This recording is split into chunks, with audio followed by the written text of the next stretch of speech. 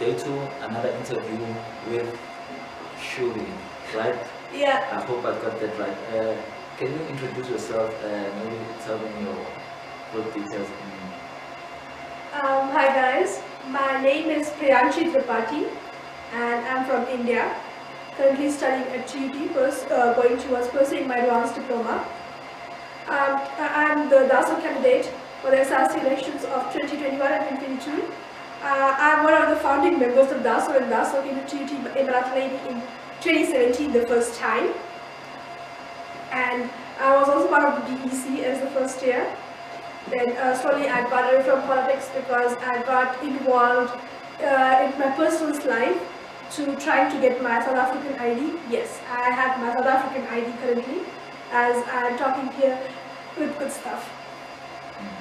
Okay, so now I'm just going to ask you a few questions about the politics and the dynamics that happened during the election, the manifesto and in the upcoming elections, right? Yes. Okay, so now the first one is about the manifesto, the event in the manifesto. Yes. What transpired there? What is your interpretation of what transpired in that manifesto? To be honest, all the student structures were reciting their manifestos, telling about what they will do if they get the SRC seat as per the program it was planned. But you see, it's Immaratleni campus. Every year during the manifesto, something happens. Someone gets very excited, emotions come into play, and people do things or say things. I think such was the case after the manifesto after EFFC and PASMA were done with their manifesto and it was turned for SASCO to come and do their manifesto. I think students' emotions came into play, candidates' emotions came into play. So that's why everyone started cheering for SCO to first come do their manifesto instead of SASCO. But SASCO decided to stand its ground and force itself to do the manifesto, which transpired the further events as we saw that happened. Yes, so but what did you think about the fights that happened after? Because we know that it seems like it's a culture within TMRism that when there's a manifesto, they become fights. I won't call it a culture. I would honestly say I won't personally call it a culture. It's human emotions. People lose their emotions. People get very excited. It's politics times. And if it weren't for COVID, you can feel the tension right now in TUT Emirati on the grounds. The tension is really like, oh my God, like fingers crossed, who's gonna get what seats, SRC elections. TUT Emirati, to be honest, this is how I personally feel. It's just not about the SRC elections at TUT Emirati. It's about the whole politics comes into play at TUT Emirati. And if you have noticed, because I personally noticed, every year during the SRC elections, during the manifesto, especially on the day of SRC elections, every student structure has people coming from the community to support them. We do not have just students at the campus at that time. We have also people from the community to come support their respective structures. So it's not about the SRC elections at TUT Emirati. It's about the politics that comes into play at TUT Emirati, which transpires such events. So do you think that people from outside of TUT should be allowed during the manifesto to come and support maybe their respective structures or parties? I would personally say that it's not a problem when people come from outside to come and support their respective structures, but the problem gets when they let their human emotions take better of them and they start attacking students. That is where the problem comes, because at the end of the day, it's our students who get hurt. It's our students who get affected due to unreasonable behavior of some of the community members. So I would say it's fine if the community members want to come and join and view the manifesto. I totally respect that. But please try to keep your emotions in check so that our students do not get affected. Because at the end of the day, TUT Marathlaini is an educational institution, and we as student leaders, as the future student leaders who are working so hard on the ground to get the votes, to win the party, to make the life of our students better than TUT Marathlaini, it comes on our shoulders. It does. The community members are not blamed. At the end of the day, if something happens to any student at TUT Marathlaini, the TUT students are blamed, not the community members who got involved in it and lost their emotions. So I would personally advise, it's fine, you come, you respect that, but please respect the ground on which you are. Please keep your emotions in check so that our students don't get affected.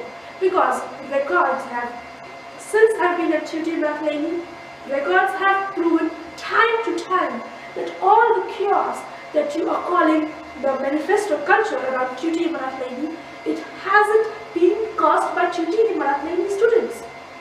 It was not our students. It was the community members who lost their emotions, who got carried away with the emotions, and our students got affected at the end of the day. Okay, so now, as a female candidate, Yes. do you have any message maybe for females who are going to be voting? What message would you have for females who are voting, who don't know anything about politics and who would like to be voting? It's their first time voting. I would advise not just the females, but the other gender also, that guys, voting is very important.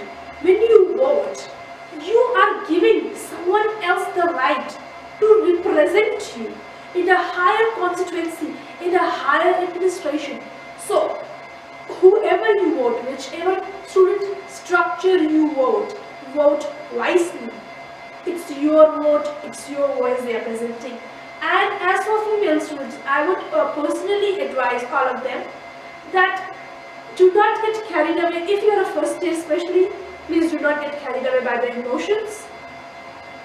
Focus on your studies, sweetie, because at the end of the day, it's your life, not yours. Okay, so now I'm going to go on residences. Yes. So right now, how many residences do we have in TUT? We have about 5 residences. 5 residences, right? Yes. Okay, so have you ever studied in any of those residences? Yes, I have studied Mobile. How has been the culture in Mali? How has been the experience while you were studying in Mali? My experience was moderately fine.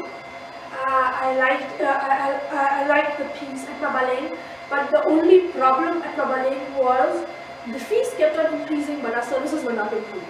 On the girls' side, I'm not sure if they have fixed it now, but we had constantly leaking roofs, constantly.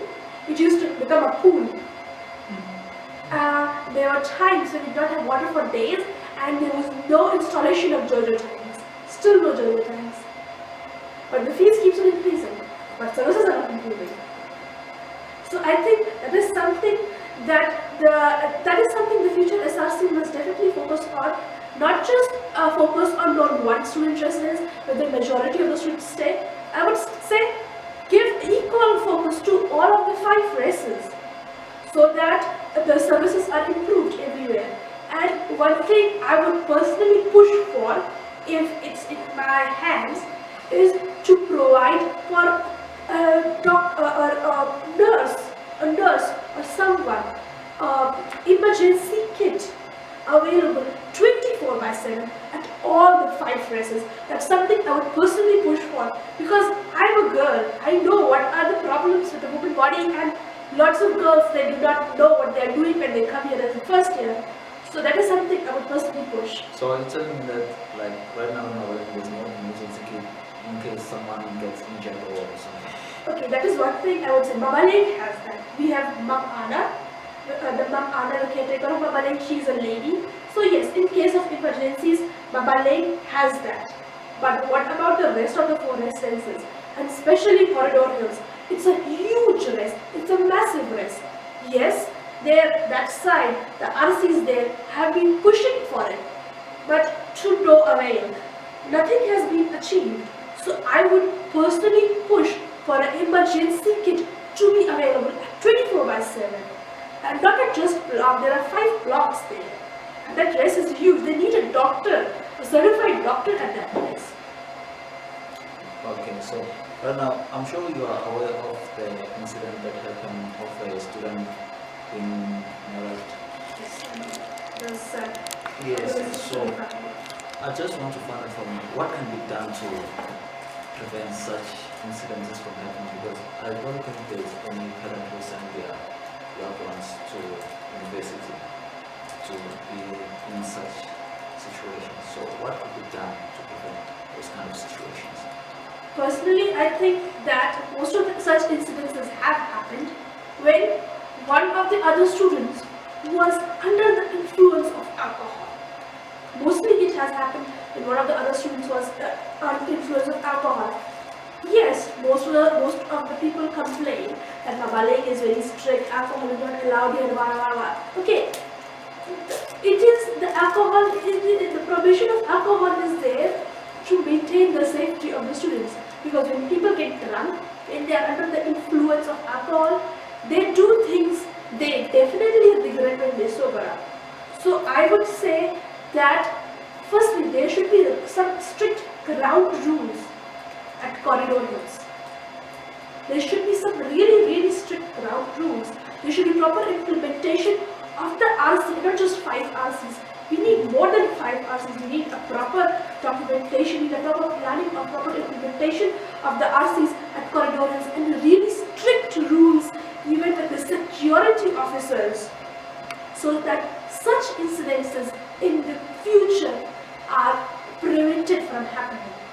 Okay, so now we are 2 days away from the election. Yes. Yes, which is happening on the 14th of September. Yes. Yes, so I just want to find out from you. You know that there's structures that can be capable of buying votes, right?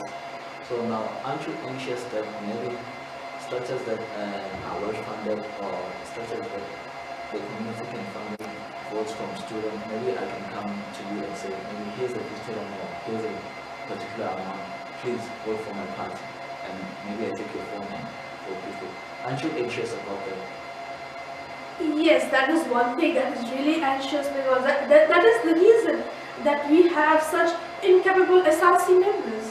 Because lots of times some of the student structures, as you said, they buy votes, or they just give a certain amount to buy votes. Yes, sorry, aside this is. So that is something that is really I'm personally anxious about, but I would urge those students to please do not get carried away by the 2 seconds of happiness, because at the end of the day it's your future, it's your life, it's your voice. Vote wisely. Please do not get carried away by that 2 minutes of happiness. Because yeah, they pay you to vote for them, and you think, oh, what's the big deal? But at the end of the day, when you are struggling to get registered or get funded by NFSs, then you need to see who is the student structure that is helping you. You need to see the real people who are helping you. And on that one, I would mostly love to urge the seniors that seniors, please pave the way, show the correct path to the first years. Yes, the first years are new, they are innocent, they don't know all this, but please seniors, come together, come through, please come together and come through and show the first years that who is a student structure that is happening, that is being helping you all through your DCs, through your NFSS funding, through N+2, when you did not have food, which was a student structure that was coming through for you. Please seniors, please, I would really urge you all to go and influence the first years on that ground. Thank you very much. Okay, now coming to the campus director, we now have a new campus director. Yes. Yes, so now I just want to find out from you, what do you think he can do? What message will you give him, so that what message will you bring to him so that he can bring about good change for students in TUT? To be honest, the message I would I have personally for the campus director is that, sir, I think if if we can work together better as the SRC and the campus director and help in better implementation of remote learning for the students, as I already read in the company from TUT that they are planning to better implement the remote learning in the coming 5 years. If maybe we can try to implement it better in consultation with the SRC also, to implement better the remote learning system, along with better implementation, better training for the tutors, mentors and class representatives, then definitely the pass rate of TUT Impalat campus will increase. Okay, now there's a culture of running gloves. Yes. It's not a culture, but there are rumors that there are running gloves while you are in SRC. If those kind of incidents happen, are you promising us that maybe you will stick with students? I will definitely stick with students. I'm here for the students. They put me up there. So yeah, I'm definitely staying with students.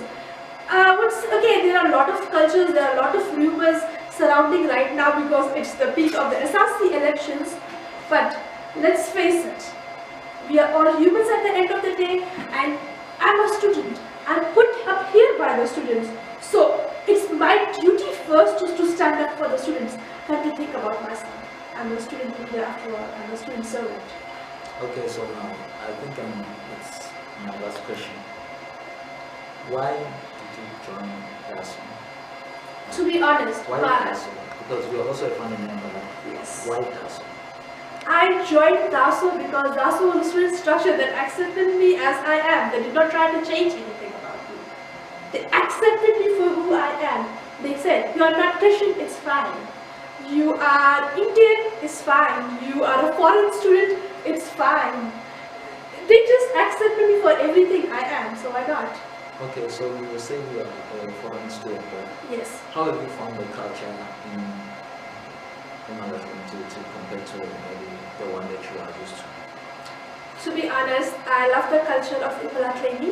I love the people. People are very welcoming, and I love the energy I got from people. That's why I'm blooming here right now. That's why I'm going for SRC elections. Otherwise, if it wouldn't have been for people who are accepting me for who I am, accepting me the way I am, accepting me for my own uniqueness, I wouldn't be where I am. It's all for the people. The truth of the matter is that TUT Malawi is a black, majority of students are black. Yes. Yes, so have you experienced maybe any kind of racism from black students or maybe white students? I haven't experienced any kind of racism. And yes, I know that TUT Malawi is the majority is black students, but if you start making friends based on the person's skin color, caste, creed, race or religion, you will be lonely, and I don't like being lonely. I like to make friends with people based on the kind of energy they give me, kind of vibe they give me. If you are nice to me, I'm gonna be nice to you. That's it. And people have been nothing but nice to me. So why shouldn't I be friends with anyone and everyone? Because after all, at the end of the day, we are all humans. The color of your blood doesn't change just because the color of your skin. We all have red blood. We all are humans. Okay, thank you very much. I think we are done with the interview. Thank you. No problem.